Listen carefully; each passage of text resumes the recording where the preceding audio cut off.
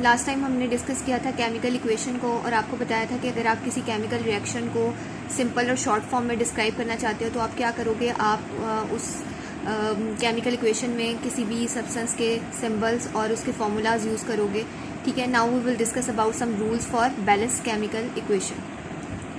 First step में आप क्या करोगे, right the correct formulas for the reactants on the left side of the yield sign. जैसे कि पहले भी आपको बताया था कि आप यील्ड साइन के लेफ्ट साइड पर क्या लिखते हो, रिएक्टेंट्स लिखते हो, और राइट साइड पर क्या लिखते हो, प्रोडक्ट्स लिखते हो। और आप सबसे पहले क्या करोगे, आप उनके करेक्ट फार्मूलाज लिखोगे, किसके, रिएक्टेंट्स के भी और प्रोडक्ट्स के भी। लेफ्ट साइड पे रिएक्टेंट्स के फार्मूलाज लिखोगे और राइट साइड पे प्रोडक्ट्स के फार्मूलाज लिखोगे। जैसे कि ये एग्जांपल में देखो, आप क्या कर रहे हो, आप लेफ्ट साइड पर क्या लिख रहे हो, रिएक्टेंट्स। अब रिएक्टेंट्स क्या हैं, nitrogen and hydrogen.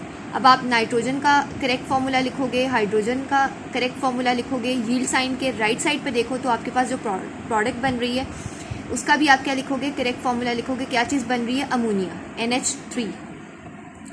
Next step में क्या होगा, आप काउंट करोगे number of atoms of each element in a product and reactant. अब आप नेक्स्ट स्टेप में ये कर रहे हो कि आप रिएक्टेंट के भी नंबर ऑफ एटम्स को काउंट कर रहे हो और प्रोडक्ट्स के भी नंबर ऑफ एटम्स को काउंट कर रहे हो। अगर आप यहाँ पर देखो तो आप देखो नाइट्रोजन के कितने एटम्स हैं, 2। हाइड्रोजन के कितने एटम्स हैं, 2। ठीक है, और प्रोडक्ट साइड पे देखो तो प्रोडक्ट साइड पे आपके पास नाइट्रोजन का 1 एटम है और हाइड्रोजन के 3 एटम्स हैं। इसका मतलब है कि इसको बैलेंस करने की ज़रूरत है।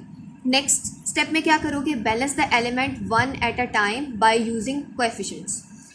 अब कोएफिशिएंट्स क्या हैं, कोएफिशिएंट्स आपके पास ऐसे नंबर्स हैं जो कि आप क्या करते हो, आप रिएक्टेंट में भी ऐड करते हो और आप प्रोडक्ट साइड पे भी ऐड करते हो, ताकि आप उनको क्या कर सको, number of atoms of reactants और number of atoms of products को बैलेंस कर सको। ये कोई भी नंबर हो सकते हैं, 2, 3, 4, 5 एंड सो ऑन।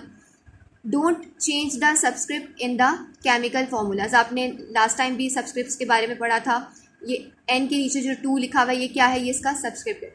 ठीक है, अब आप इसको बैलेंस करना चाहते हो, इस इक्वेशन को बैलेंस करना चाहते हो, आप क्या करोगे, balance n by putting 2 in front of ammonia. ठीक है, यहाँ पर देखो नाइट्रोजन कितने थे, नाइट्रोजन के 2 एटम्स थे, हाइड्रोजन के 2 एटम्स थे। यहाँ पर अब देखो जब आपने 2 कोएफिशिएंट ऐड किया तो नाइट्रोजन के कितने एटम्स हो गए, 2 हो गए, और हाइड्रोजन के कितने एटम्स हैं, 3 मल्टीप्लाई बाय 2, 6 हो गए। इसका मतलब है अब आपको किस चीज़ को बैलेंस करने की ज़रूरत है, आपको नंबर ऑफ हाइड्रोजन एटम्स को बैलेंस करने की ज़रूरत है। अब आप क्या करोगे, balance by putting 3 in front of hydrogen. आप क्या करोगे, आप रिएक्टेंट साइड पर हाइड्रोजन में क्या चीज़ ऐड करोगे, 3 जो है वो आप ऐड करोगे, 3 नंबर लगाओगे, 3 कोएफिशिएंट ऐड करोगे। अब क्या होगा, नाइट्रोजन के 2 एटम्स और हाइड्रोजन के 6 एटम्स। अब अगर आप प्रोडक्ट साइड पे देखो तो नाइट्रोजन के कितने एटम्स हैं, 2, और हाइड्रोजन के कितने एटम हैं, 6। इसका मतलब है अब ये क्या हो गई, बैलेंस हो गई। ठीक है, नेक्स्ट स्टेप में क्या करोगे, चेक ईच एटम और poly atomic ions. Poly atomic ions का मतलब है कि ऐसे एटम्स जिसमें एक से ज़्यादा ऐसे आयंस जिनमें एक से ज़्यादा एटम्स हों, these are called polyatomic ions. For example अगर आप यहाँ पर 6 हाइड्रोजन देख रहे हो तो ये आपके पास 2 से ज़्यादा है ना एटम्स, तो इसका मतलब है ये क्या है, पॉली एटॉमिक। ये क्या है, poly atomic. Check each atoms और poly atomic ion to make sure the equation is balance. अब आपने क्या किया, आपने चेक किया हर एटम को और पॉली एटॉमिक आयन को कि हर साइड पर आपके पास बैलेंस एटम्स हैं। अगर हम इस इक्वेशन में देखो, आपके पास नाइट्रोजन के कितने एटम्स थे, 2, हाइड्रोजन के कितने एटम्स थे, 6। अमोनिया में अगर आप देखो तो नाइट्रोजन कितनी है, 2 एटम्स, हाइड्रोजन के कितने एटम्स हैं, 6। इसका मतलब है कि ये इक्वेशन क्या हो गई है, बैलेंस हो गई है। ठीक है, make sure all the coefficients are in the lowest possible ratio. अब इसका मतलब ये है कि अगर आप ये इक्वेशन देखो तो इसमें आपको दिखाया गया है कि नाइट्रोजन के अगर हम देखें एटम्स कितने हैं, 2, हाइड्रोजन के कितने हैं, 6, और प्रोडक्ट साइड पे देखें तो प्रोडक्ट साइड पे भी आपके पास जो है वो नाइट्रोजन के कितने हैं, 2, हाइड्रोजन के कितने हैं, 6। और यहाँ पर आप क्या करोगे, आप जो जितने भी कोएफिशिएंट्स यूज़ कर रहे हो आप ये कोशिश करोगे उनकी लोएस्ट पॉसिबल रेशियो। ठीक है, now we will discuss about the law of conservation of mass. अगर हम मास की बात करें तो आपको पता है, आपने प्रीवियस क्लासेस में पढ़ा भी हुआ है, the amount of matter in an object is called mass. Mass is neither be created nor be destroyed but total amount of mass of an object is always constant. ये एक constant quantity है.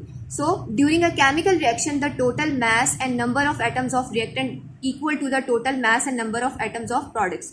अब होता क्या है कि chemical reaction में जो जितना भी रिएक्टेंट्स के एटम्स के नंबर होते हैं और उनका मास होता है वो किसके इक्वल होता है? Total mass and numbers of atoms of product. अब अगर आप पिक्चर में देखो तो आपको यहाँ पर हाइड्रोजन के 4 एटम्स दिखाए गए हैं, ऑक्सीजन के 2 एटम्स दिखाए गए हैं. अब ये मिलकर क्या बना रहे हैं? 2 वाटर मॉलिक्यूल्स. उसमें अगर आप देखो तो यहाँ पर भी क्या है? 2 वाटर मॉलिक्यूल्स में आपके पास 1 2 3 4 हाइड्रोजन एटम्स हैं और 1 2 क्या है? आपके पास 2 ऑक्सीजन एटम्स है. इसका मतलब है अगर आप इस जो है वो एग्जाम्पल को नोटिस करो तो ये लॉ ऑफ कंजर्वेशन ऑफ मास को प्रूव कर रही है. कैसे?